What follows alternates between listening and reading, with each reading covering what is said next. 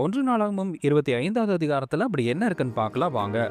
இந்த அதிகாரத்தில் தாவீது ராஜாவும் தலைவர்களும் சேர்ந்து தேவாலயத்தில் ஆராதனை நடைபெறுவதற்காக இசை சேவையை ஒழுங்குபடுத்துகிறார்கள். ஆசாப், ஏமான், எதுதூன் ஆகியோரின் குமாரர்கள் தேவனை துதிக்க சங்கீதம் பாடவும் இசைக்கருவிகளை வாசிக்கவும் பிரிக்கப்பட்டார்கள். அவர்கள் தேவனுடைய ஆவியின் வழி நடத்துதலால் தேவனை துதித்து அவரை மகிமைப்படுத்தும் பணியில் இருந்தார்கள். இந்த சேவைக்காக மொத்தம் 24 குழுக்கள் அமைக்கப்பட்டன. ஒவ்வொரு குழுவிலும் பயிற்சி பெற்றவர்களும் அனுபவம் உள்ளவர்களும் இருந்தார்கள். அவர்கள் அனைவரும் தேவனுக்காக இசை ஆராதனை செய்ய தயாராக இருந்தார்கள். பெரியவர்களும் சிறியவர்களும் ஆசிரியர்களும் மாணவர்களும் அனைவரும் சமமாக கருதப்பட்டு சீட்டு போட்டு தங்கள் பணியை பெற்றார்கள். இதன் மூலம் தேவனை ஆராதிப்பது மிகவும் ஒழுங்குடனும் அர்ப்பணிப்புடனும் செய்யப்பட வேண்டும் என்பதை காண்கிறோம். இசையும் கலைகளும் தேவனை மகிமைப்படுத்துவதற்கான முக்கியமான கருவிகள். தேவனுக்காக செய்யப்படும் சேவையில் ஒவ்வொருவருக்கும் ஒரு இடமும் பொறுப்பும் இருப்பதை இந்த அத்தியாயம் காட்டுகிறது.